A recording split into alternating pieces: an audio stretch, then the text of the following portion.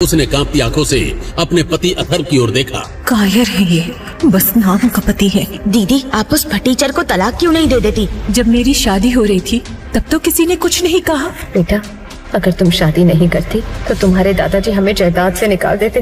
3 साल पहले खूबसूरत नैना की शादी उसके दादाजी ने गरीब फटीचर अथर्व से करवा दी थी। शहर में बदनामी के डर से नैना के माँ बाप ने इस रिश्ते को दुनिया से छुपा लिया और अपने ही दामाद को घर का नौकर बनाकर रख दिया। आपकी अमीरी और गरीबी के बीच बस मेरी ये शादी खड़ी है। नैना ने बात खत्म की और वे शॉपिंग के लिए निकल गए। अथर्व भी उनके साथ था। क्या प्राइस है इसका? मैम, जीएसटी के साथ सिर्फ 35 लाख। नहीं, मैं इतनी महंगी ड्रेस अफोर्ड नहीं कर सकती। 35 लाख की ड्रेस खरीदने की औकात नहीं है तो आते क्यों हो? नैना की नजर अथर्व पर गई जो मोबाइल पर किसी को मैसेज कर रहा था। कुछ ही देर में वहाँ राजवीर सिंह आ गए जो इस मॉल के हेड थे। मैम, आज स्पेशल ऑफर थी। जो भी इस ड्रेस को पहले ट्राई करेगा ये ड्रेस उसे गिफ्ट में मिलेगी। राजवीर ने अथर्व की तरफ देखा। मैम, ये कौन है? जी, ये मेरे हस्बैंड है, मिस्टर अथर्व सिंघानिया। ये सुनते ही अथर्व की खुशी का ठिकाना नहीं रहा क्योंकि आज पहली बार नैना ने उसे हस्बैंड कहा था। मैम, ये 35 लाख का सूट भी इस ड्रेस के साथ कॉम्प्लीमेंट्री है। वापसी के पूरे रास्ते उसके चेहरे पर मुस्कान थी। इतना खुश नैना ने उसे पहले कभी नहीं देखा था।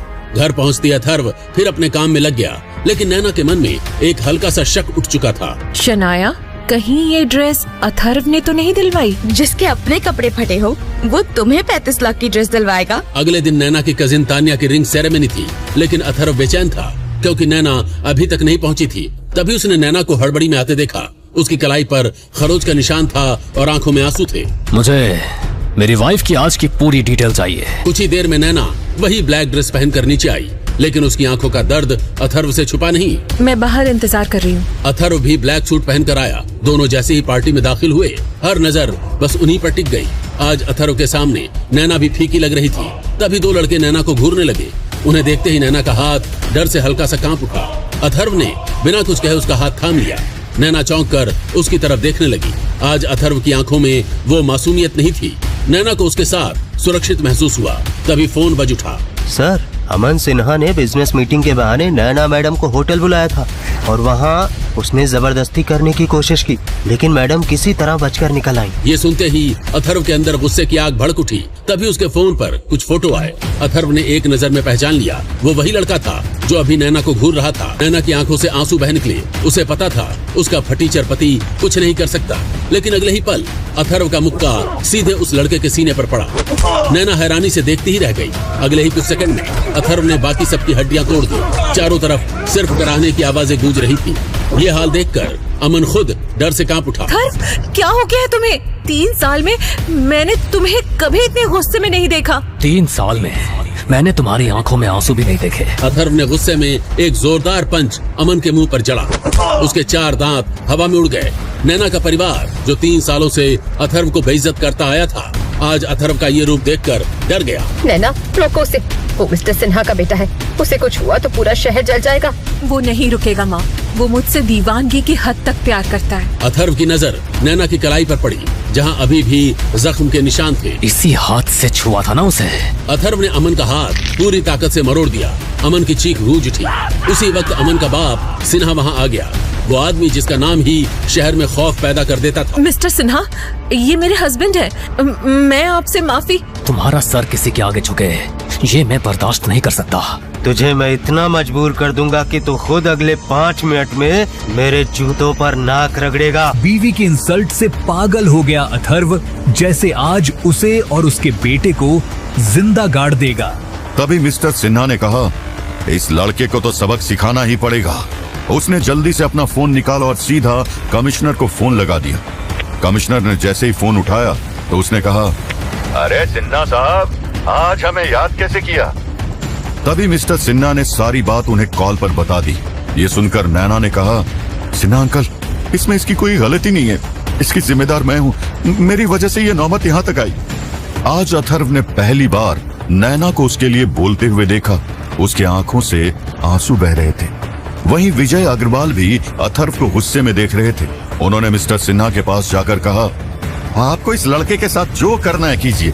ये नालायक काम धाम का तो पहले ही नहीं था, अब इसने गुंडागर्दी भी शुरू कर दी। इसने अग्रवाल फैमिली का नाम मिट्टी में मिला दिया। नालायक, आज के बाद उस घर में तेरी कोई जगह नहीं है। मिस्टर अग्रवाल सिर्फ गुस्सा दिखा रहे थे, लेकिन उन्हें तो मौका मिल गया था उस निकम्मे घर जमाई को घर से निकालने का। वहीं मास्टर विक्रम एक ब्लैक लग्जरी गाड़ी में बैठे और वहां से निकल गए। उसके एक आदमी ने कहा, मास्टर आगे क्या करना है? लेकिन मास्टर विक्रम ने कोई जवाब नहीं दिया। उस आदमी की हिम्मत नहीं हुई दोबारा कुछ पूछने की, और मास्टर विक्रम का एक आदमी बाहर से ही नजर रखे हुए था। कोट पहने हुए आदमी ने बाहर जाकर किसी को फोन किया और कहा, इस लड़की में कोई खास बात नहीं है, मुझे नहीं लगता कि ये लड़की इस फैमिली के काबिल है। तभी दूसरी तरफ से आवाज आई, लेकिन मैंने तो कुछ और ही सुना है। तभी उस आदमी ने फोन पर अपने बॉस को पूरी बात बताई। ये सुनकर शर्मा फैमिली के लीडर ने कहा, हमारी खबर गलत नहीं हो सकती है, और पहले ही उस नालायक ने कई सालों की प्लानिंग को बर्बाद कर दिया। जरूर वो लड़की अपनी आइडेंटिटी छुपा रही है। तभी उस आदमी ने कहा, मैं कुछ दिन और उस पर नजर रखता हूँ, कोई कितने दिन तक अपनी आइडेंटिटी छुपा सकता है। इतना कहकर उसने कॉल डिस्कनेक्ट कर दी और वहां से निकल गया। वहीं विजय अग्रवाल ने अथर्व को बहुत कुछ सुनाया और फिर वो नैना का हाथ पकड़कर वहां से जाने लगे। तभी मिस्टर सिन्हा ने कहा, कोई कहीं नहीं जाएगा, अब तो पुलिस के आने पर यह मैटर सॉल्व होगा।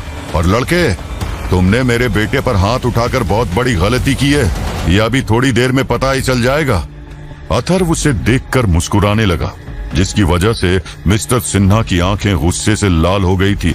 उसने कहा, लगता है लोग हमारी शराफत का कुछ ज्यादा ही फायदा उठाने लगे हैं। तुम्हारे साथ मैंने तुम्हारी वाइफ को भी सबक नहीं सिखाया, तो मेरा नाम भी अभिमन्यु सिन्हा नहीं। इस 2 कौड़ी की लड़की के लिए तूने मेरे बेटे की ये हालत कर दी, देखना मैं इसका क्या हाल करता हूँ। मिस्टर सिन्हा ने अभी इतना बोला ही था कि अथर्व ने आगे बढ़कर अपने एक हाथ से उसका गला पकड़ लिया और धीरे से मिस्टर सिन्हा से कहा कि मैं तुम्हारी उम्र का लिहाज करके इसे तुम्हारी आखिरी गलती समझकर माफ कर रहा हूँ। मेरी वाइफ की इंसल्ट करने की गलती तुम्हारे बेटे ने की थी। अगर तुमने भी ऐसा ही किया तो शायद तुम्हारा भी ऐसा ही हाल हो। और तो तुम जानते ही हो कि बुढ़ापे में हड्डियां टूटने का दर्द कैसा होता है। और देखना, तुम खुद मेरी वाइफ के पैरों में गिरकर नाक रगड़ोगे और तुम्हारा ये बदतमीज लड़का भी ऐसा ही करेगा। अथर्व ने ये बात इतनी धीरे से कही थी कि सिर्फ मिस्टर अभिमन्यु ही उसे सुन पाया। वो उस लड़के की धमकी सुनकर अंदर से कांप गया था। उसके बाद अथर्व ने उसका गला छोड़ दिया। मिस्टर सिन्हा का गला दबने की वजह से एकदम लाल हो गया था। विजय ने आगे बढ़कर अथर्व को 2-3 थप्पड़ मार दिए। उसने कहा कि आज तुझे क्या हो गया है? इसका नाम हमारे शहर की बड़ी हस्तियों में गिना जाता है और तुम्हें कोई हक नहीं था इनकी इतनी इंसल्ट करने का। अभी इनके पैरों में गिरकर माफी मांगो, नहीं तो मुझसे बुरा कोई नहीं होगा। शशिकांत भी ये सब देखकर डर गए थे। उन्होंने भी अथर्व से कहा कि इनसे माफी मांगो, लेकिन वो अपनी जगह से टस से मस नहीं हुआ। विजय अग्रवाल ने नैना से कहा, बेटा तुम ही इससे कहो ना कि ये मिस्टर सिन्हा से माफी मांगे। ये बेशर्म इंसान हमारी फैमिली से कौन सा बदला लेना चाह रहा है। नैना को भी काफी दुख हुआ था जब उसके पापा ने अथर्व को इतने सारे थप्पड़ मारे। नैना ने एक बार अथर्व की तरफ देखा।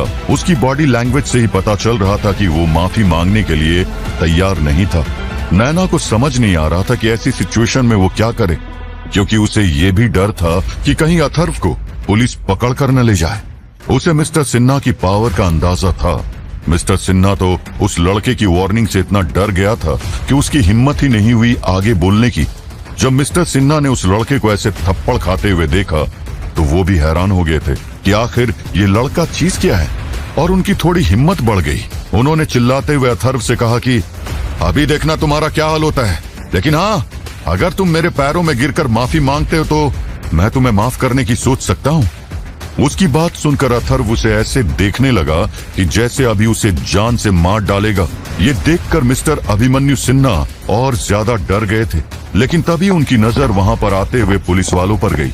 उन्होंने कहा, अब तुम्हें मेरी हैसियत का पता चलेगा। पुलिस वाले मिस्टर सिन्हा के पास आ गए। उनमें से सीनियर पुलिस वाले ने कहा कि सिन्हा साहब, आपको किसने परेशान किया? पुलिस वाले को देखकर नैना के साथ साथ जिया, शनाया, युग सभी की घबराहट बढ़ गई थी। नैना जल्दी से मिस्टर सिन्हा के पास गई और उनसे हाथ जोड़कर माफी मांगने ही वाली थी कि तभी उसके हाथों को अथर्व ने पकड़ लिया और उससे कहा, तुम्हें ऐसा कुछ भी करने की जरूरत नहीं है जिससे तुम्हारा सर झुके। आगे की कहानी जानने के लिए देखिए अगला एपिसोड सिर्फ पॉकेट एफएम के YouTube चैनल पर, और एम्पायर ऑफ हिडन किंग के सारे एपिसोड्स को सुनने के लिए डिस्क्रिप्शन में दी लिंक से डाउनलोड करें पॉकेट एफएम ऐप।